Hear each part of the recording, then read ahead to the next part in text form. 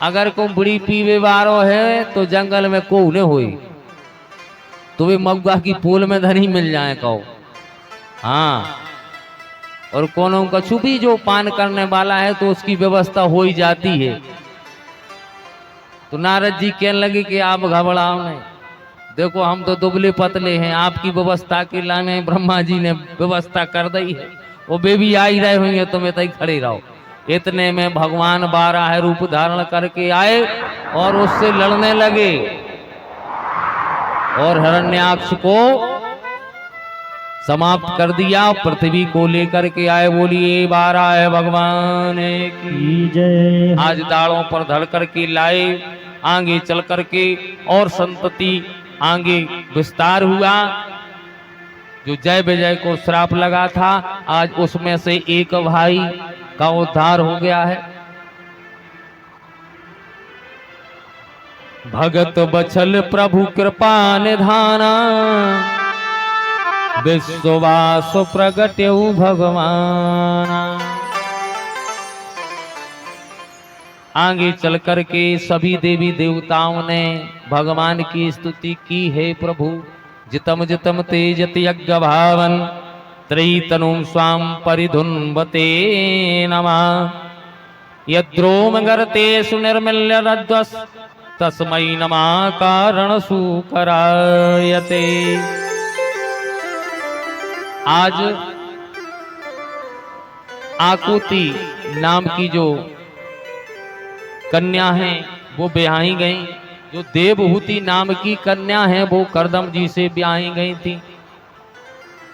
जो करदम ऋषि थे वे मन ही मन में भगवान की तपस्या कर रहे थे। भाव यही था कि हमारा विवाह हो जाए, विवाह हो जाए, ऐसी तपस्या कर रहे थे। ब्रह्मा जी ने कहा कि भैया क्या चाहिए आपको? बोले मैं आज अब आप सब जाना थो क्या वो?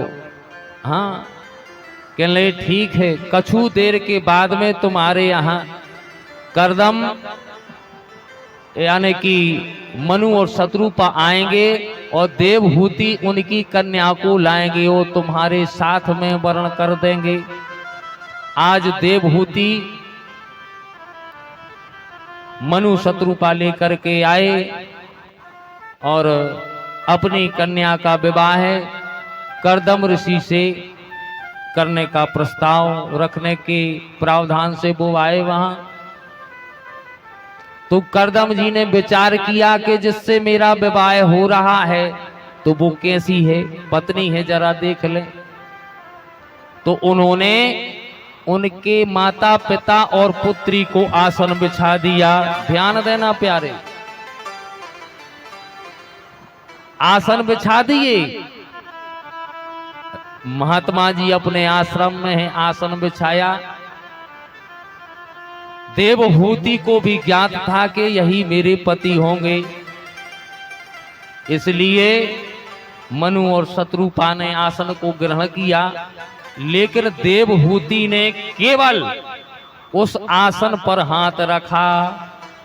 ये मान्यता देखिए, पति की दी हुई आसन पर बैठना नहीं चाहिए।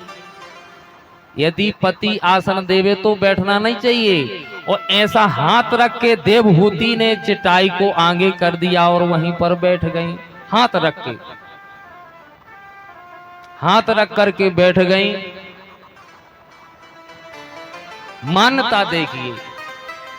वो आज के समय के लोग तो अब हमें कहना ही नहीं है भैया, नातर क्यों जो जो सुना रहे तब। हाँ, कह देत कछु तो हमारे हाथ पांव बहुत परा रहा है, आज वो बिस्तरा ये सोने कर दियो ऐसो। लेकिन देवहूति ने ऐसा नहीं किया। अपने पति का सम्मान तो किया, उस आसन का सम्मान किया, लेकिन उस पर विराजमान नहीं हुई। तो भैया पति की सेवा भी करना चाहिए, है कि नहीं? आज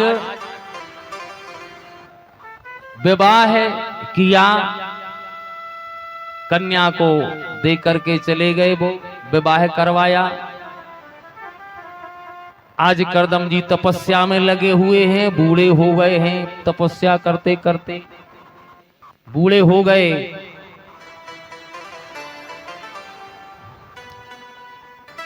आज जब उनकी समाधि टूटी तो देवहूति ने कहा, जब विवाह होता है किसी कन्या का, जब देवहूति का विवाह हो रहा था प्यारे, तो सभी लोग बड़े ही भाव के साथ में अपनी बेटी को विदा करते हैं। वैसे ही मनु और शत्रुपा ने जब देवहूति को विदा किया तो अपने आंखों से झड़ी लग गई। कोई भी अपनी बेटी को विदा करे, और जब प्यारे भगवान भोलेनाथ का विवाह पार्वती से हुआ, इस संसार में प्यारे बच्चियों को अच्छी शिक्षा दो, यही तो भागवत आए। बच्चियों को अच्छी शिक्षा दो ताकि वो हमारा सम्मान कर सके, हमारे परिवार का सम्मान रख सके, ऐसी शिक्षा दो।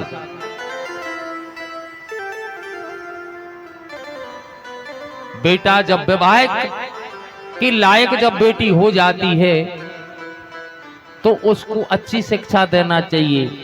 बेटा जब तुम ससुराल जाओ तो ससुर की सेवा करना, पति की सेवा करना, पति की सेवा करना, सास ससुर की सेवा करना, यहां तक कि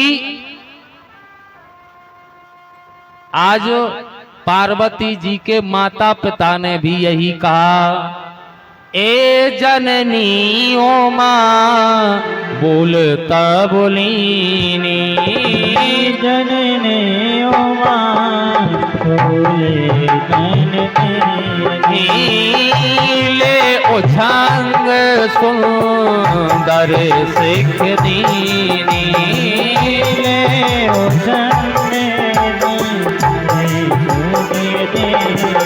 और कहा, ए सास ससुर गुरु सेवा करहु, सास ससुर गुरु सेवा करे, पति रोक लख यस अनुसर, पति रोक लख यस अनुसर,